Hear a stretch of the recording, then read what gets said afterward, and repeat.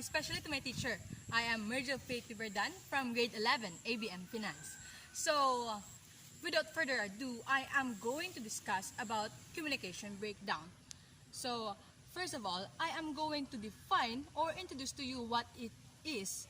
The communication breakdown is the failure to exchange or to understand the information due to communication barrier, which some causes conflicts, confusions, and misunderstandings.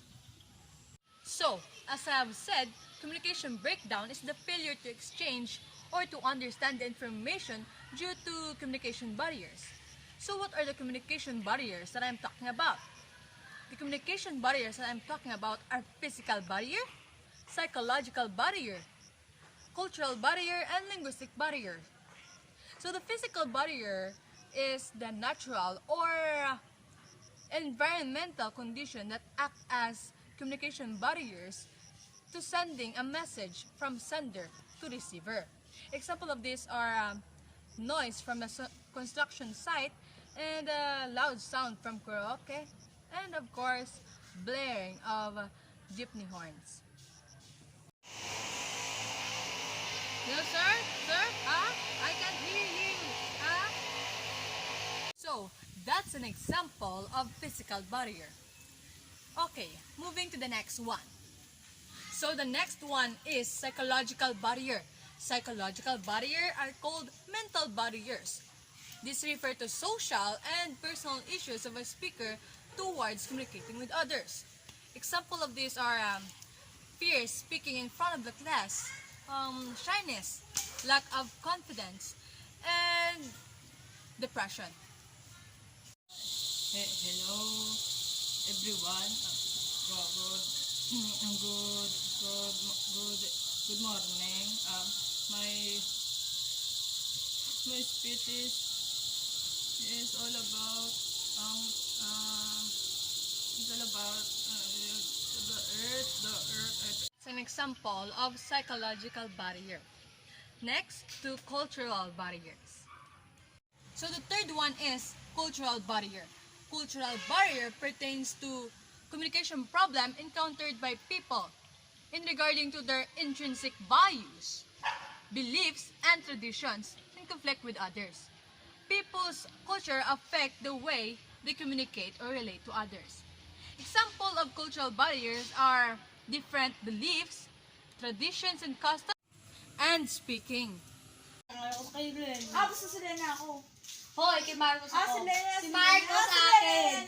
Basta si Marcos. And that is an example of cultural barriers. So, the last communication barriers that I'm going to talk about is linguistic barriers. Linguistic barriers pertain conflict with regard to language and word meanings, because words carry denotative and connotative meanings, which sometimes causes confusions and misunderstanding. Word meanings and symbols can also vary depending on culture. Examples of linguistic barriers are difference in language, accent and dialects, use of jargons and slang, speech defects, and language impairment. Hi! Ang sarap talaga doon maglibang sa parke. Buang mo siya. Uy, sa parke malibang? Bakit? Nakakaginawa kaya doon? Aluwag tahan ni katuhan na. Uy, bastos. Ew. And that is an example of linguistic barriers. Oops. And did you know that, guys, Bird River 1991 gives a similar idea of barriers when it classifies noise in three kinds. These three kinds are external, internal, and semantic noise. External noises are the sight, sound, or other stimuli that draw people's attention away from intended meaning. Example of these are noise from vehicle or singing at the neighborhood. Next is internal noises. Internal noises are the thoughts and the feelings that interfere with meaning. Example of these are racial prejudice, confrontation with a friend, and fear of speaking in front of the class. The last one is semantic noises. Semantic noises are the alternate meanings aroused by speakers' symbols.